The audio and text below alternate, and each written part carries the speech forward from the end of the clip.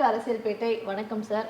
Sir, MP Trichy Siva அவர்கள் வந்து காமராஜர் அவர்களை பத்தி பெருமையாக தான் பேசினாரு. திமுக வந்து காமராஜரை எந்த அளவுக்கு சிறப்பா பார்த்துக்கிட்டாங்க அப்படின்றத அவர் பேசினதை வந்து திருச்சி சில பேர் வந்து பேசியிருந்தாங்க. அதுலயும் குறிப்பா வந்து காங்கிரஸ் எம்பிக்கள் வந்து பேசியிருந்தாங்க. அண்ட் அதை தொடர்ந்து மாற்றி மாற்றி கருத்துக்களை வந்து பகிர்ந்துட்டு இருக்கும் பொழுது முதலமைச்சர் அதுக்கு வந்து முற்றுப்புள்ளி வைக்கும் வகையில ஒரு ட்வீட் வந்து நேற்று பண்ணியிருந்தாரு. அதுக்கப்புறம் அந்த பிரச்சனை வந்து சால்வ் பண்ணப்பட்டிருக்கு. கூடுதலா பாத்தீங்கன்னா கலைஞர் அவர்களுடைய ஸ்பீச் அந்த வீடியோ வந்து இப்ப ரிலீஸ் ஆயிருக்கு. யாரெல்லாம் வந்து திருச்சி பேசினாங்களோ அவங்களுக்குலாம் வந்து அறை கொடுக்கிற மாதிரியான ஒரு பதிலா இது வந்து பார்க்கலாம் இல்லையா? இல்லை, குறிப்பாக ஏன் வந்து அந்த எதிர்வினை அப்படி சீக்கிரம் வந்து அவங்க ஆட்டுறாங்கன்னு தெரியல. ஏன்னா சக எம்பி அவர் ஒரே கூட்டணி, இந்தியா கூட்டணியினுடைய எம்பி, திமுகவில் மிக மூத்த தலைவர்களில் ஒருத்தர், திமுகவினுடைய துணை பொதுச் செயலாளர் ஒருத்தர், மிகச்சிறந்த ஒரு ஆரேட்டர். அவர் திருச்சி சிவா அவர்கள் வந்து பாராளுமன்றத்தில் பேசினால் பாராளுமன்றத்தை அந்த அவையை யார் பொறுப்பு ஏற்று நடத்துகிறார்களோ அவர்களே மயங்கி கேட்கக்கூடிய அளவுக்கு அவருடைய பேச்சு இருக்கும். அவருடைய கருத்தும் பார்த்திங்கன்னா அவ்வளோ அழகாக ஒரு விஷயத்தை சொல்ல வந்த விஷயத்தை சொல்லுவார். அது எதை எதிர்த்து பேசினாலும் சரி, ஆதரித்து பேசினாலும் சரி, எப்படினாலும் அவர் பேசக்கூடியவர். அவர் ஒரு காமராஜருடைய பிறந்தநாள் விழாவில் பேசும்பொழுது அவர் பேசுகிற காமராஜரை கலைஞர் எப்படி பார்த்து கொண்டாருங்கிற விஷயம் இருக்குது. காமராஜரை கலைஞர் பார்த்து கொண்ட காலத்தில் காமராஜர் காங்கிரஸில் இல்லை. அதாவது அந்த இவங்க சொல்லக்கூடிய இந்திரா காங்கிரஸில் இல்லை. அவர் தனியான ஒரு ஸ்தாபன காங்கிரஸில் இருக்கார். ஸ்தாபன காங்கிரஸினுடைய பொறுப்பில் இருக்கக்கூடிய ஒருத்தர். அவர் அந்த காமராஜரை தான் கலைஞர் வந்து கை கொண்டார். அவருக்கு என்ன பண்ணார்னா, திமுகவுக்கு எதிராக தான் ஸ்தாபன காங்கிரஸ் இருந்தது. இருந்தாலும் கூட அவர் போகக்கூடிய ஊர்களுக்கு அவர் அந்த காலத்தில் வந்து ஹை ப்ரெஷர் இருந்தது அவருக்கு, காமராஜருக்கு. ஹை ப்ரெஷர் இருந்ததுனால வேர்வை, அது ரொம்ப அவருக்கு வேர்வை பிரச்சனைகள் இருந்தது. ஸோ அதனால் வந்து அவர் வந்து ஏசி ரூமில் தங்கி பழக ஆரம்பித்தார். அதனால் அவர் பிரச்சாரம் போகக்கூடிய ஊர்களில் ஏதாவது ஒரு ஊரில் போய் தங்குறாருன்னா, மதுரையில் இருக்கக்கூடிய சுற்றுலா மாளிகையில் அங்கே ஏசி வசதி பண்ணி கொடுங்க அப்படின்னு சொல்லி அன்றைக்கு உத்தரவிட்டிருக்கார். இது 86 ஒரு விழாவில் பேசும்போது கலைஞர் சொல்கிறார். கலைஞர் அவர்கள் வந்து காமராஜர் செல்லும் இடத்துக்கெல்லாம் சுற்றுலா மாளிகையில் தான், டிவியில் தான் தங்குவார். ஏன்னா முன்னாள் முதலமைச்சருங்கிற முறையில். ஸோ அவருக்கு வந்து அந்த வசதிகளை செய்து கொடுக்க சொல்லி அதிகாரிகளுக்கு உத்தரவிட்டார். அது மாதிரி வந்து இந்திரா காந்தி எமர்ஜென்சி பீரியடில் காமராஜரை கைது செய்ய உத்தரவிடுகிறார். மாநில அரசு இங்கே பொறுப்பில் இருக்கக்கூடிய கலைஞர் அந்த இந்திரா காந்தியினுடைய உத்தரவை மீறி நான் வந்து காமராஜரை கைது செய்ய மாட்டேன், அதன் காரணமாக என்னுடைய ஆட்சி கலைக்கப்பட்டால் இதைவிட எனக்கு என்ன பெருமை இருக்கிறதுன்னு சொன்னார். இதை கேள்விப்பட்ட காமராஜர் கலைஞரை தேடி வந்து கையை பிடித்து, இந்தியாவில் ஜனநாயகம் செத்து விட்டது, உங்களை விட்டால் காப்பாற்ற ஆள் இல்லை, விட்டு விடாதீர்கள்னு சொன்னார். இதை வந்து அவர் பதிய வச்சுருக்காரு, வைரவன் பதிய வச்சுருக்காரு, அந்த சந்தர்ப்பத்தில் கூட இருந்த விவி கிரி பதிய வச்சுருக்காரு. இது பல கலைஞருடைய ஆட்டோபயோகிராஃபி நெஞ்சுக்கு நீதியில் பதிவு செய்யப்பட்டுள்ளது. இப்படியெல்லாம் இந்த விஷயங்களை வந்து இது வந்து இதாக சொல்லலை. காமராஜர் எங்களுடைய இந்த நாட்டின் எவ்வளோ மதிப்புமிக்க தலைவர் அப்படிங்கிற ஒரு டோனில் தான் அவர் பேசினார். சம்மந்தமே இல்லாமல் வந்து காங்கிரஸுடைய எம்பி ஒருத்தர் வந்து பேசி, இப்போ வந்து கலைஞர் பேசிய வீடியோவே வந்துருச்சு. அப்படி ஒரு சம்பவமே நடக்கலை. அதாவது அதுலேயும் பார்த்தீங்கன்னா அவர் ஜோதிமணி அவர்கள் சொல்கிறதெல்லாம் பார்த்தா காமராஜர் வந்து ஏசி ரூம் இருந்தால் கூட போய் ரோட்டில் தான் படுப்பார், மரத்தடியில் போய் படுத்துக்குவார், அவர் மட்டும் படுக்க மாட்டார், கூட வந்தவரையும் வந்து படுக்க சொல்லுவார் அப்படிலாம் சொல்லியிருந்தாங்க. இவ்வளோ தூரம்லாம் வந்து ஒருத்தர் எளிமை பூச்சிலாம் பூசி காமராஜருக்கு புகழ் சேர்க்க வேணாம். காமராஜர் வந்து ராஜாஜிமுடைய 6000 பள்ளிகளை திறந்தாருங்க. காமராஜர் மதிய உணவு திட்டத்தை கொண்டாருங்க. காமராஜரை பற்றி பேசுவதற்கு எவ்வளவோ இருக்குது. கல்வி கண்டிருந்த காமராஜன் எதுக்கு நம்ம சொல்கிறோம்? காமராஜர் சிலையை வச்சா, ஒரு ஃபோட்டோ வச்சா, நம்ம காமராஜர் 2 பிள்ளைகளை ஸ்கூலுக்கு கூட்டிகிட்டு போகிற மாதிரி ஏன் வைக்கிறோம்? அந்த வேலையை அவர் செஞ்சாருங்க. காங்கிரஸில் இருந்து கொண்டே ஒரு கருப்பு சட்டைக்காரராக, ஒரு திராவிட இயக்கத்துக்காரராக காமராஜர் இருந்தாருன்னு தான் உண்மை. அதனால தான் ஆர்எஸ்எஸ் அவரை தேடி தேடி அவருடைய டெல்லி வீட்டை தீ வைத்து கொளுத்தியது. அவரும் அவருடைய சமையல்காரர் மட்டும் வந்து அவர் காமராஜரை காப்பாற்றி அவர் சிவரேறி குதிக்க வைக்கலைன்னா அன்றைக்கே அவர்கள் எரித்து கொண்டு இருப்பார்கள். கருப்பு காலா காந்திம்பாங்க, அவரை கருப்பு காந்திம்பாங்க காமராஜரை. அந்த காமராஜரை எரித்து கொள்ள ஆர்எஸ்எஸ் வந்து டெல்லி வீட்டை முற்றுகையிட்டு வீடை தீக்கிரையாக்கியது. அன்றைக்கி மட்டும் அவர் தப்பிக்கலைன்னா அவர் கொண்டிருப்பாங்க. அவங்க இன்றைக்கி பேசுகிறாங்க காமராஜர் எவ்வளோ பெரிய ஆள் தெரியுமான்னு. நீங்கள் எவ்வளோ பெரிய குலகாரர்கள் தெரியுமான்னு எங்களுக்கு தெரியாதா? சரி, ஒரு சங்கிகள் பேசுகிறாங்க, பாஜகக்காரங்க பேசுனாங்களோ ஓகே. காங்கிரஸில் பொறுப்பில் இருக்கக்கூடியவர்கள், காங்கிரஸில் வந்து வெற்றி பெற்றவர்கள், பெரிய பதவியில் இருக்கக்கூடியவர்கள்லாம் வந்து இப்படியான கருத்துக்களை சொல்லும்போது தான் இதாக இருக்குது. நீங்கள் கலைஞர் பேசிய வீடியோவே வெளியே வந்துருச்சு. நீங்கள் கலைஞர் எழுதியது இருக்கட்டும், கலைஞர் பேசிய வீடியோவே வந்துருச்சு. இதுக்கு என்ன பதில் சொல்ல போகிறாங்க? நீங்கள் கக்கிய விஷயங்கள் அப்படியே இருக்குங்கிறதான். கூட்டணியில் இருந்துட்டு இப்படிலாம் பண்ணாதீங்க. ஏன்னா தன்னுடைய சகோதரனை பார்க்க போகிறேன், நான் என்னுடைய சகோதரனுக்கு நான் இனிப்புகள் வாங்க வேண்டும்னு சொல்லி ரோடு பேரிகேடை ஏறி குதித்து ஒரு மனுஷன் போய் வாங்கிட்டு போகிறாரு. 2019ஆம் ஆண்டு தேர்தல் வருது. 2018 டிசம்பர் 8ஆம் தேதி இதே சென்னையில் வைத்து இவர்தான் இப்போ இந்தியாவினுடைய பிரதமர் வேட்பாளர் திமுக அறிவிக்கிறது, வேறு யார் அறிவித்தாலும் அறிவிக்காவிட்டாலும் திமுக ராகுலை பிரதமர் வேட்பாளராக அறிவிக்கிறதுன்னு இந்தியாவிலே முதல் ஆளாக சொன்னவர் வந்து நம்மளுடைய முதலமைச்சர் ஸ்டாலின். அப்படி இருக்கும் அந்த வாரத்தில் இன்றைக்கி வரைக்கும் அவர் மாறலைங்க. அவர் சொன்ன சொல்ல அதனால தான் வந்து என் சகோதரன் ஸ்டாலின்னு சொல்லி அவர் வந்து அந்த ஒரு அவர்கள் வந்து அன்பை பரிமாறி கொடுக்குறார். எங்கே இருந்தாலும் சரி, வெளிநாடு போனாலும் சரி, ஒரு ட்வீட் போட்டாலும் சரி, எங்கே இருந்தாலும் இவர்கள் 2 பேரும் வந்து இவர் அன்பாக இருக்கிறது இவங்களுக்கு கண்ணு உறுத்துதுன்னு நினைக்கிறேன். இதுதான் காரணம். சிலருக்கு காங்கிரஸில் இருக்கக்கூடிய காங்கிரஸுங்கிறது ஒரு தலைமைக்கு மட்டும்தான், திமுகவுக்கும் தலைமைக்கு மட்டுமானது தான் இருக்கும். மற்றபடி அவர்கள் வந்து அதனுடைய ஸ்ட்ரக்சரே அப்படி தான் இருக்கும்னு வச்சுங்களேன். யாருன்னா என்ன பேசிகிட்டே இருப்பாங்க. கடைசியில் தலைமை சொல்வதை கட்டுப்பட்டு தான் நடக்கும். அது மாதிரி தான் அந்த கட்சியினுடைய இயல்பு.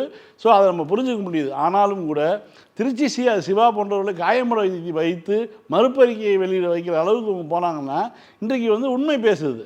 இன்றைக்கி வீடியோ வந்துருச்சு. இவர்கள் யாரெல்லாம் பேசுனாங்களோ அவங்க மூஞ்சில் தான் இப்போ கறி பூசப்பட்டிருக்குன்னு தான் நம்ம எடுத்துக்கணும்.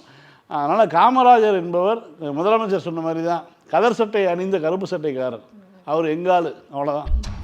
சார், தாம்பரம்ல 4 கோடி ரூபாய் வந்து கைப்பற்றப்படுது. அது வந்து யாருக்கு அப்படின்னு பார்க்கும்போது நயினா நாகேந்திரன்ட்டு அந்த பணத்தை வச்சிருந்தவங்களை பிடிச்சோன்னு சொல்லிட்டாங்க. ஆனால் அவர் வந்து எனக்கு அவங்களுக்கும் சம்மந்தமே இல்லை, அந்த பணம் இந்த கிடையாதுன்னு சொல்லிட்டாரு. ஆனால் கோர்ட்டு கேஸ் விசாரணைக்கு அப்புறம் இப்போ வந்து முதற்கட்ட தகவலாக வெளிவந்திருக்கிறது என்னன்னா, அவருக்கு தான் அந்த பணத்தை வந்து பட்டுவாடை பண்ண போயிருக்காங்க எலெக்ஷனுக்காக அப்படின்ட்டு. சேகர், கேசவ விநாயகம், கோவர்தன் அப்படின்ற ஒரு 3 பேர் தான் இவருக்கு வந்து பணம் கொடுத்துருக்காங்க அப்படின்ற ஒரு செய்தி வந்து வெளிவந்திருக்கு. இப்போ அவர் இதை எப்படி சார் பார்க்க போறாரா? மறுப்பாரா இல்லாட்டி ஒத்துப்பாரா? இல்லை, மறுப்பது ஒப்புக்கொள்வதெல்லாம் வந்து நீதிமன்ற நடைமுறை ட்ரையலில் தான் பார்க்கணும். இப்போ சிபிசிஐடி வந்து சொல்லியிருக்காங்க, வாக்குமூலங்கள் அடிப்படையில் சொல்லியிருக்காங்க. குறிப்பாக வந்து இந்த கோவர்தன் அவனுடைய ஹோட்டலில் வச்சு தான் பணம் கொடுக்கப்பட்டிருக்கு. யாருக்கு? நயினா நாகேந்திரனுடைய ஓட்டுநரிடம். அவர் வாங்கிட்டு போய் தாம்பரத்தில் போய் ட்ரெயின் ஏறுறாரு. தாம்பரத்தில் போய் ஏறுறாரு. இந்த பெட்டியில் வந்து இந்த சீட் நம்பர்னு சொல்லி ஒரு ஃபோன் போயிருக்கு. இதை சொன்னவர் யார்? ஏன்னா அப்போ சிபிசிஐடி விசாரணையில் இந்த பணம் வந்து எப்படி கிடைத்தது, எந்த வங்கியிலேருந்து பெறப்பட்டது, யார் மூலமாக இந்த பணம் வந்து அவங்க கிடைச்சதுன்னு கேட்கும்போது தங்க கட்டிகளை போய் இந்த சேட்டுகிட்ட விற்றோம் அப்படின்னு சொல்லி வாக்குமூலம் கொடுத்துருக்காங்க. தங்க கட்டியை யார்கிட்ட விற்றீங்க அப்படின்னா ஒரு சேட்டை காமிச்சிருக்காங்க, மார்வாடி. அவர் வந்து ஆமாம் இவர்கிட்ட தான் வாங்கினேன், வாங்கிட்டு வந்து வரி இல்லாத பணத்தை வந்து கொடுத்தேன் நான் அப்படின்னு சொல்லி அவரும் ஒப்புதல் வாக்குமூலம் கொடுத்துருக்காரு. ஸோ தங்க கட்டிகளை விற்று அதன் மூலமாக பணத்தை பெற்று அதன் மூலமாக நயினா நாகேந்திரனுடைய தொகுதி செலவுக்கு, தேர்தல் செலவுக்கு வழங்கப்பட்டுள்ளது. அதை வந்து போலீஸுக்கு வந்து ஒருத்தர் ஃபோன் பண்ணிட்டாரு. அந்த ஃபோன் பண்ண கருப்பு ஆடு யாருன்னு தெரியல அப்படிங்கிறது ஒன்று. இன்னும் ரொம்ப முக்கியமான விஷயம் என்னென்னா, இதில் இருக்கக்கூடிய அந்த 2வது பேர் கேசவ விநாயகம்ங்கிற பேர். கேசவ விநாயகம் தான் வந்து தமிழ்நாட்டினுடைய பாஜகவினுடைய ஆணி வேர். நீங்கள் வந்து அந்த ஹிடன் ஃபேஸு தான் வந்து ஒட்டுமொத்த பாஜகவை இயக்குது. நீங்கள் நயினா நாகேந்திரன் கேசவ விநாயகம் இல்லாமல் எங்கும் செல்லக்கூடாது, கேசவ விநாயகம் இல்லாமல் யாரையும் சந்திக்கக்கூடாது, கேசவ விநாயகம் சொல்படி தான் கேட்க வேண்டும், கேசவ விநாயகத்தினுடைய கண்காணிப்பில் தான் என்ன இருக்கணும். இதுதான் வந்து பாஜக அப்போ கொடுத்துருக்கூடியது. இப்படி தான் அண்ணாமலைக்கும் கொடுத்துருந்தாங்க. அதையும் மீறி அவர் வந்து ஒரு 2000 ரூபா சம்பாரிச்சிட்டு போயிட்டாருன்னு ஒரு செய்தியெல்லாம் வருது. இப்போ என்னென்னா, இப்போ நயினா நாகேந்திரனுக்கு அதே தான். இந்த கேசவ விநாயகனுடைய இது வந்து இங்கே ரோல் என்பது ரொம்ப முக்கியமானது. இது நீதிமன்றத்தில் அம்பலப்படுத்தி அவர்களை வந்து சட்டத்தின் முன்பாக என்ன தண்டனை அதை வாங்கி கொடுக்குறது தான் வந்து போலீஸாரனுடைய வேலையாக இருக்கும். ஸோ இப்போ இந்த வாக்குமூலங்கள், இந்த செய்திகள் எல்லாமே வந்து நயினா நாகேந்திரனை பொறுத்த வரைக்கும் பெரிய பின்னடைவு அந்த வழக்கில். குறிப்பாக அந்த தங்க கட்டி பணமாக மாறியது, அந்த வாக்குமூலம், அந்த கோவர்தனுடைய ஹோட்டலில் இருந்த சிசிடிவி ஆதாரங்கள், இவை எல்லாமே இந்த வழக்குக்கு குறிப்பாக குற்றஞ்சாட்டப்பட்டுள்ள நபருக்கு எதிராகவே தான் அமைஞ்சிருக்குங்கிறது தான் உண்மை. சார், இன்றைக்கு எம்பிக்களுக்கான அந்த மீட்டிங் வந்து நடந்தது. முதலமைச்சர் அவர்களோட சில தீர்மானங்கள் வந்து கொண்டு வந்திருக்காங்க. கல்வியை வந்து மாநில பட்டியலில் வந்து கொண்டு வரணும். அப்புறம் ரயில் டிக்கெட்டுடைய விலைகள் வந்து ஏற்றப்பட்டது, அதை பற்றி ஜம்மு காஷ்மீருக்கான சிறப்பு அந்தஸ்து அப்படின்ட்டு சில விஷயங்களை வந்து முன்னிறுத்திருக்காங்க. இப்போ இந்த கொஞ்ச நாட்களாக நம்ம ஃபேஸ் பண்ணிட்டு இருக்க பிரச்சனைகள் இது எல்லாமே கொஞ்ச நாளாவே இதெல்லாம் பார்த்துருக்கோம். ஸோ இதுக்கெல்லாம் வந்து ஒரு முற்றுப்புள்ளி வைக்கும் வகையில் தான் இருக்கணுன்ற மாதிரியான தீர்மானங்கள் எடுத்திருக்காங்கல்ல, இதை பற்றி. தமிழ்நாடு எம்பிக்களுடைய கூட்டத்தை திமுக, அதாவது திமுக எம்பிக்களுடைய கூட்டத்தை எதுக்கு கூட்டுறாங்கன்னா, இப்போ மழைக்கால கூட்டத்தொடர் ஆரம்பிக்க போகுது. அதில் போய் இவங்களுடைய பங்களிப்பை செலுத்திருக்கிறாங்க. குறிப்பாக தமிழ்நாட்டை சேர்ந்த எம்பிக்கள் இவ்வளோ பேர் இப்போ என்ன பண்ணாங்க அப்படின்னு தான் பொதுவாக வந்து சங்கிகள் கேட்குறது. 40 பேர் இப்போ என்ன பண்ணாங்க, போன தடவை 40 பேர் அனுப்பணும், 39 பேர் போனாங்க, இப்போ 40 பேர் கொடுத்துட்டீங்க, என்ன பண்ணாங்கன்னு கேட்குறாங்க. ஒவ்வொரு எம்பியும் அதற்குரிய அவர்களுடைய கடமையை செய்து கொண்டு தான் இருக்கிறாங்க. பல்வேறு குழுக்களில் வந்து பார்த்திங்கன்னா, மற்ற பாஜக எம்பிக்களுக்கு தரக்கூடிய வாய்ப்புகளை விட அதிகமாக குழுக்களில், அதாவது ஒவ்வொரு நாடாளுமன்ற குழுக்கள்லாம் போடுவாங்க இல்லையா, அந்த குழுக்கள் இடம்பெறக்கூடியவர்கள் வந்து தமிழ்நாட்டை சேர்ந்தவர்களாக தான் இருக்காங்க. காரணம் அவர்களுடைய செயல்பாடு. ஒரு விஷயத்தை வேலைகளை கொடுத்தால் அந்த வேலையில் வந்து ரொம்ப சரியாக இருக்காங்கங்கிறது ரொம்ப முக்கியம். அதே மாதிரி தொகுதி சார்ந்த பிரச்சனைகள், நாடு சார்ந்த பிரச்சனைகள், என்ஐஏ இந்த மாதிரியான விஷயங்களாக இருக்கட்டும். இப்போ இப்போ ரொம்ப முக்கியமாக பீகார் தேர்தலை ஒட்டி தேர்தல் கமிஷன் எடுக்கக்கூடிய இது வந்து மிகப்பெரிய ஒரு இதாக வெடிக்க போகுது. ஸோ அது எல்லாமே அதை எதிரொலிக்கும். அதுக்கான ஒரு முன் தயாரிப்பு தான் வந்து இன்றைக்கி முதலமைச்சர் தலைமையில் நடந்த எம்பிக்களுடைய கூட்டம். கண்டிப்பாக தமிழ்நாடு எம்பிக்கள் எப்போதும் தொடர்ந்து எப்படி செயல்பட்டாங்களோ அதே மாதிரி தான் வேகத்தை தான் செயல்படுவார்கள். அதில் எந்த மாற்று கருத்தும் கிடையாது. எம்பிக்களுக்கு என்ன வரையறை இருக்குதோ அந்த வரையறைக்குள்ளே தான் நிற்க முடியும். தமிழ்நாடு எம்பிக்கள் இவ்வளோ பேர் அனுப்பி என்ன பிரயோஜனம்னா, நீங்கள் இப்போ உங்களுடைய டீலிமிட்டேஷன்லாம் கொண்டு வந்தீங்கன்னா தமிழ்நாட்டினுடைய குரலே அங்கே எடுபடாது, தென் மாநிலங்களுடைய குரலே எடுபடாது. இப்போது இப்படி இருக்கக்கூடிய நிலைமையிலே வந்து இப்படி பண்ணுறீங்கன்னா, தென் மாநிலங்களுடைய பங்களிப்பே குரலே இல்லாமல் நீங்கள் வந்து ஒரு முறையை எடுத்துருக்கீங்க இல்லையா, அப்போது என்னெல்லாம் செய்வீங்கன்னு தெரியும். அதெல்லாம் தடுத்து நிறுத்த தான் நான் தமிழ்நாட்டு எம்பிக்களை வந்து மக்கள் தேர்ந்தெடுத்திருக்காங்க.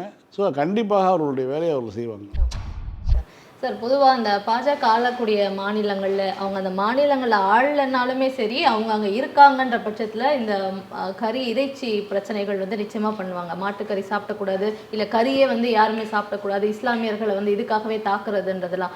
ரீசெண்டாக தான் உத்தரப்பிரதேசத்தில் சார் கேஎஃப்சின்றது வந்து அது ஒரு சிக்கன் பேஸ் பண்ணது, அந்த நான்வெஜ் கடை தான் தெரிஞ்ச கூட உள்ளே போயிட்டு ஏன் வந்து சாப்பிட்றீங்க அப்படின்ற மாதிரி பிரச்சனை பண்ண ஆட்கள் இருக்காங்க. இப்போது பீகாரில் வந்து தேர்தல் வருது, கேஎஃப்சி கடை பேரே கெண்டூக்கி ஃப்ரைடு சிக்கன் தான். அதுதான், அதுக்குள்ளேயே போயிட்டு இங்கே எதுக்கு நான்வெஜ் சாப்பிட்றீங்கன்றது தான் அவங்களுடைய பிரச்சனை. அதாவது இந்துக்களை வந்து நீங்கள் இந்த மாதிரி சாப்பிட்டா அவங்க புனிதத்தை வந்து கெடுக்குறீங்கன்றது தான் அவங்களுடைய மெயின் கோலாக இருக்குல்ல. இப்போ பீகார் தேர்தலை ஒட்டி பார்த்தீங்கன்னா அங்கே இருக்கக்கூடிய அவர் ஒன்றிய அமைச்சராகவும் இருக்கார், பாஜக கூட்டணியில் இருக்கக்கூடியவராகவும் இருக்கார். அவர் வந்து இந்த மாதிரி ஒரு மீட்டிங்கை முடிச்சுட்டு மட்டன் பிரியாணி வந்து போட்டிருக்காரு. இப்போ வந்து இந்துக்களுடைய மனசு புண்படாதா? இப்போ வந்து எந்த பாஜகவும் வர மாட்டாங்களா, கேட்க மாட்டாங்களா? இல்லைங்க, இவங்க சொல்கிற அந்த நம்பர் இருக்குது பார்த்தீங்களா, அது ரொம்ப தப்பான நம்பர். நீங்கள் இந்தியாவினுடைய கேரளாவிலேருந்து ஆரம்பித்து இப்படியே இந்தியாவினுடைய கிழக்கு பகுதி முழுக்க போங்களேன், அது ஒரு டேட்டா கூட இருக்குது உங்களுக்கு நான் தரேன். யாரெல்லாம் வந்து மாமிசம் சாப்பிட்றாங்க, யாரெல்லாம் வந்து சைவம் சாப்பிட்றாங்க, சைவம்னா என்ன வெஜ்ஜு சாப்பிட்றாங்கன்னா, இந்த கேரளாவில் தொடங்கி இந்தியாவுடைய கிழக்கு பகுதி முழுக்க வந்து செக்கசவேன்னு இருக்கும். தமிழ்நாட்டிலலாம் 98.6 விழுக்காடு, நம்ம 97 விழுக்காடு இருக்குது. கேரளாவில் 99%, இதில் லட்சத்தீவில் 100%, அந்தமானில் 100%, இந்த மாதிரி வந்து தான் இருக்குது நம்பர்ஸ். அப்போ நீங்கள் போக போக மேலே போக போக பீகார்லேயும் வந்து பார்த்திங்கன்னா அவ்வளோ பெரிய இதெல்லாம் கிடையாது. பீகார்லேயும் கிட்டத்தட்ட 77, 76, 80 விழுக்காடு வந்து மாமிசம் சாப்பிடக்கூடியவர்களாக தான் இருக்காங்க. 20 விழுக்காடு உங்களுக்கு சொல்ல தேவையில்லை யாருன்னு. லல்லு பிரசாத் வீட்டுக்கு வந்து ராகுல் காந்தி போயிருந்தார். லல்லு பிரசாத் வந்து ராகுல் காந்திக்கு மட்டனில் வந்து ஒரு உணவு தயாரித்து கொடுத்தாரு. அந்த காட்சியை வந்து இன்றைக்கும் யூடியூப்பில் இருக்குது. தன் வீட்டுக்கு வந்திருக்க வேறு விருந்தினருக்கே ஆட்டு இறைச்சியில் வந்து தான் சமைச்சு போடக்கூடிய அளவில் தான் இருக்கார். அது அங்கே வந்து இப்படி தான் இருக்குது, இப்போ வெகு மக்களுடைய உணவாக தான் இருக்குது. ஆனால் செய்திகளாக வரக்கூடியவர் என்னென்னா, பாஜக குண்டர்கள் அவர்கள் கறி சாப்பிடுவர்களாக கூட இருக்கலாம். ஆனால் அவர்கள் என்ன பண்ணுறாங்கன்னா, இஸ்லாமியர்களை தாக்குவதற்கு, சிறுபான்மை மக்களை தாக்குவதற்கு இது ஒரு காரணமாக எடுத்து வச்சுக்கிறாங்க, அவ்வளோதான். ஏன்னா நீங்கள் வந்து ஜார்க்கண்ட்லேயும் பீகார்லேயும் உடல் உழைப்பு தொழிலாளர்கள் அதிகமாக இருக்காங்க.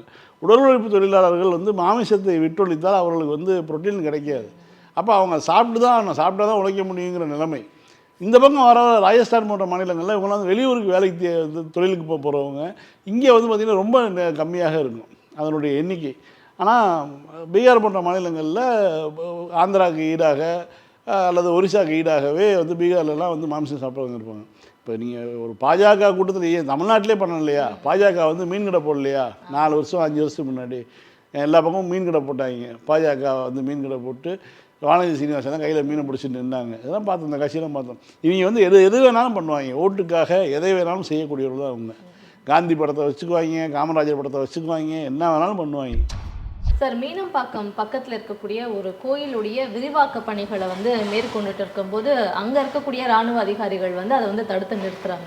இப்போது அந்த அந்த இந்து சமய அறநிலையத்துறையே வந்து சிறப்பாக இயங்கிட்டு இருக்கு, மக்கள் மத்தியில் வரவேற்பு கிடைக்குதுன்னா கோயில்களுடைய விரிவாக்கம், கோயில்களுக்கு குடமுழுக்கு பண்ணுறது, எல்லாரையுமே வந்து கோயிலுக்குள்ளே அனுப்பி வைக்கிறக்கூடிய இந்த ஒரு விஷயம் இருக்குது. இவ்வளோ நல்லது பண்ணியும் வந்து அகேன்ஸ்டாக தான் வந்து பாஜக ஆட்கள் வந்து பேசிகிட்டு இருக்காங்க. இப்போ இராணுவம் வந்து தடுத்து நிறுத்திருக்குல்ல, இதுக்கு என்ன சொல்ல போகிறாங்க?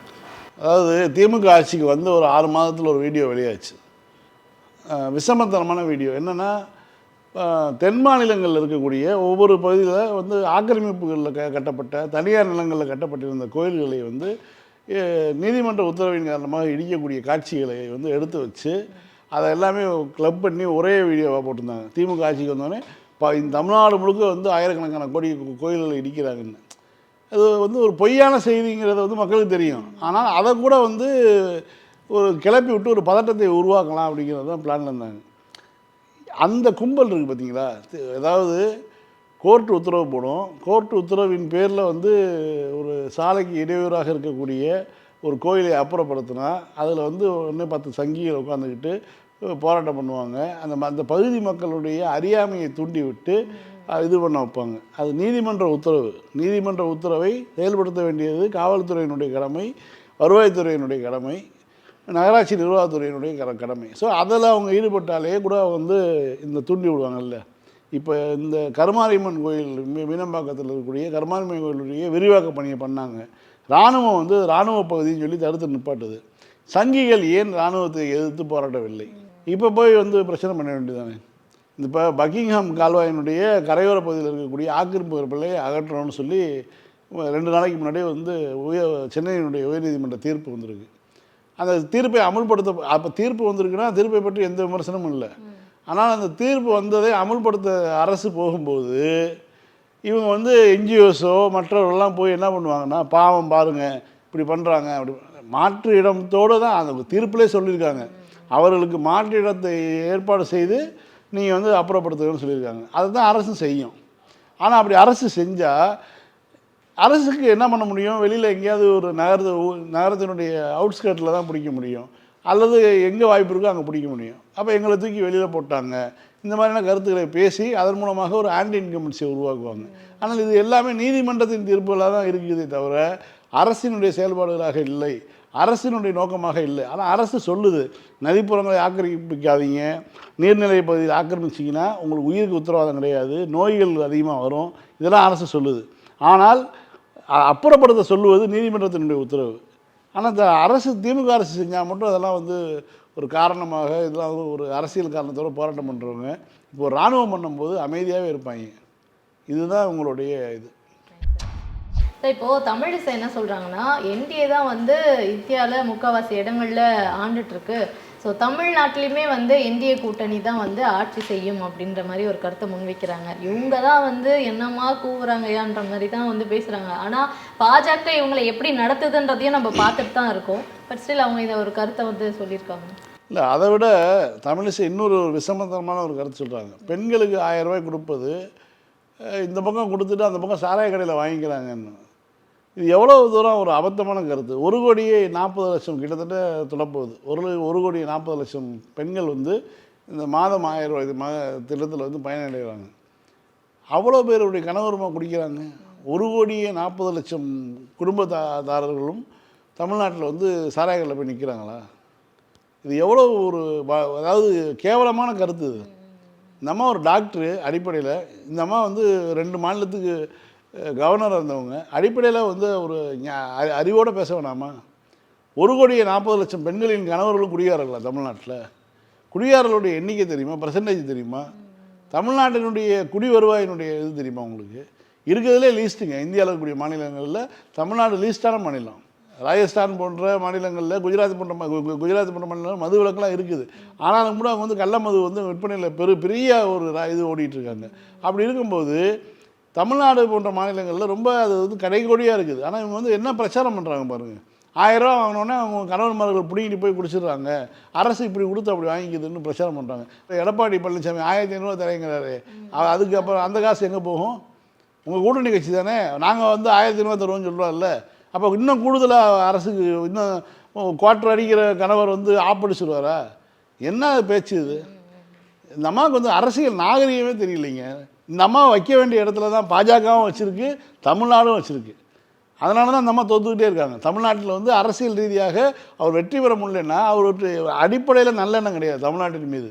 பேர் மட்டும்தான் தமிழிசைன்னு வச்சுருக்காங்களே தவிர தமிழ்நாட்டின் மீது எந்த விதமான நலனும் கிடையாது. அதாவது 1,40,00,000 பெண்களுடைய கணவர்களை கேவலப்படுத்தக்கூடிய ஒரு சொல்லிட்டு இப்போது அவங்க வந்து இப்போ போகிறாங்கன்னா அதுதான் வந்து பத்திரிகையாளரும் கேட்டாங்க. அப்போ இந்தியா முழுக்க பல இடங்களில் நீங்களும் கொடுக்குறீங்களே, மகாராஷ்டிராவில் கொடுக்குறீங்களே, அப்போ அங்கேயும் அப்படி தான் நடக்குதா அப்படின்னு தான் கேட்குறாங்க. எடப்பாடி பழனிசாமி 1500 சொல்லியிருக்காரு, அப்போ நீங்களும் அதை தான் பண்ணுவீங்களா அப்படின்னு தான் கேட்குறாங்க. இந்த கேள்விக்கெல்லாம் பதில் சொல்லாமல் உடனே ஓடிட்டாங்க அவங்க. அதாவது இந்த கூடுதலாக அவங்க சொல்கிறது என்னென்னா, என்டிஏ கூட்டணி வந்து எப்படி இந்தியாவில் மாநிலங்கள் இருக்கோ அதே மாதிரி இங்கேயும் கூட்டணின்னு சொல்கிறாங்க. மீண்டும் மீண்டும் எடப்பாடிக்கு இழுத்து தெருள் எல்லாம் பண்ணிகிட்டு இருக்காரு. எடப்பாடியும் பார்த்திங்கன்னா ஒரு பக்கம் வந்து தனி பெரும்பான்மைங்கிறாரு, ஒரு பிரம்மாண்டமான கட்சி வரப்போகுதுங்கிறாரு, இல்லாத உருட்டெலாம் உருட்டிகிட்டு இருக்காரு. அதாவது என்டிஏக்குள்ள தான் போட போறாங்க தவிர அதிமுகன்னு தனியா அதுக்கான அங்கீகாரம். ஏங்க முதலமைச்சர் வேட்பாளரே தேர்தலுக்கு பிறகுன்ட்டாருங்க அமித்ஷா. இதுக்கு மேலே என்னங்க ஒரு அசிங்கம் வேணும்? இவர் தாங்க வந்து சொல்லிட்டு அலைகிறாரு, நான் தான் சொல்லிட்டு அலைகிறாரு. முதலமைச்சர் வேட்பாளர் தேர்தலுக்கு பிறகு தான் முடிவு பண்ணுவோங்கிறாங்க. அந்த லெவலில் போயிட்டுருக்காங்கன்ட்டு இவர் வந்து முதலமைச்சர் வேட்பாளர் நான் தான், தனிப்பெரும்பான்மையின அதிமுக ஆட்சி அமைக்கும் எல்லாம் சொல்லிகிட்டு இருக்காரு. அன்றைக்கும் பாஜக தானே மேலே இருக்கும். சிண்டே கதி தானே உங்களுக்கு. அப்படி நடக்கிறதுக்கு வாய்ப்பு இல்லை. இப்போ உள்ளதும் போச்சுடா அதுதான் ஆக போகுது. ஏற்கனவே இருக்கிற 65ல் 10% ஜெயிக்கிறதே வந்து கஷ்டம்தாங்கிற ஒரு சூழலில் தான் இருக்குது. அப்படி இருக்கும்போது இவருடைய இந்த இதெல்லாம் வந்து பார்த்தா பரிதாபமாக தோணுது. அந்த இன்றைக்கு வந்து மிக மிக முக்கியமான ஒரு நாளாக இருக்குது. 1967 அண்ணா அவர்களால் அவர் வந்து முதலமைச்சரான பிறகு கொண்டு வந்த முதல் விஷயமே வந்து மதராஸ் அப்படின்ற அந்த பேரை வந்து தமிழ்நாடு அப்படின்ற ஒரு மாற்றின ஒரு விஷயம், தமிழ்நாட்டை மீட்டெடுத்த ஒரு நாள் அப்படின்னு கூட நம்ம நிச்சயமாக சொல்லலாம் சார். இதை பற்றி சில விஷயங்கள் பேசி நிகழ்ச்சி நிறைவு பண்ணலாம். இன்றைக்கி தமிழ்நாடு நாம் வந்து தமிழ்நாடு நாள் ஜூலை 18. தமிழ்நாட்டுக்கு தமிழ்நாடுங்கிற பெயரை வந்து வைக்கும்பொழுது அண்ணா சொன்ன சொற்கள் தான், இந்த பெயரை நாம் வந்து சூட்டவில்லை, திரும்ப பெற்று இருக்கிறோம். இதுதான் நம்மளுடைய மாநிலத்தினுடைய பெயராக இருந்தது, நம்மளுடைய நாட்டினுடைய பெயராக இருந்தது.